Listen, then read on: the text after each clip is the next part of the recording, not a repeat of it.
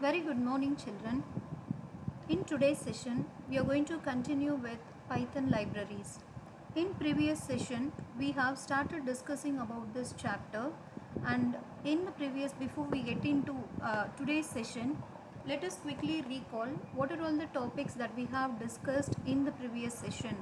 In the previous class, we understood some of the terminologies like libraries and module. After that, we have discussed about what are all the different components of a module, how to import the module, how to write a program using the functions that has been created in the module, and then we have studied what do you mean by namespace, what is the difference between two different namespaces, right? That is what we have discussed. And when we talk about module, what are all the different components that can be present in a module?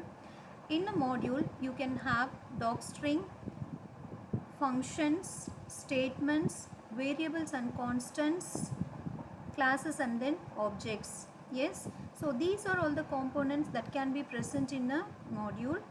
Okay, so and then what are all the two different methods of importing the module? That is, how to import entire module and how to import only the selected objects from the module, right?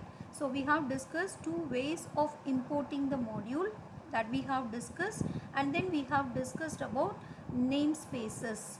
That is, how when you import the complete module, how it creates its own namespace, and then when you import a selected components, how the components come into the namespace of your original program. Yes, so that is what we have discussed in previous class. So in today's session, we are going to learn about some of the standard Python library routines and its function, right?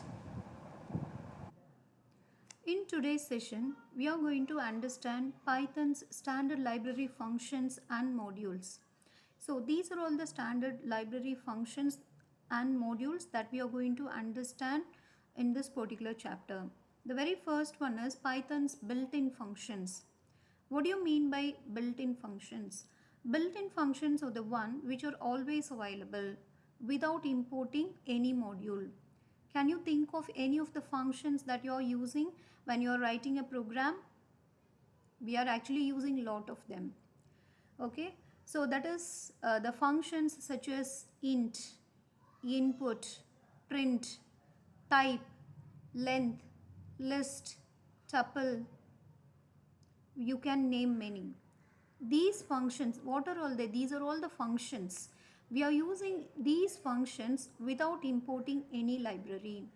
So these functions, that is, in the built-in functions, we are going to understand some of the mathematical functions that are available and the string functions that are available, so which can be utilized without importing any module.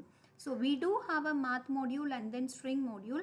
However, some of the functions, some of the built-in functions, mathematical and then string functions are available, which you can use it without importing any such module. Okay, so such type of functions first we are going to understand.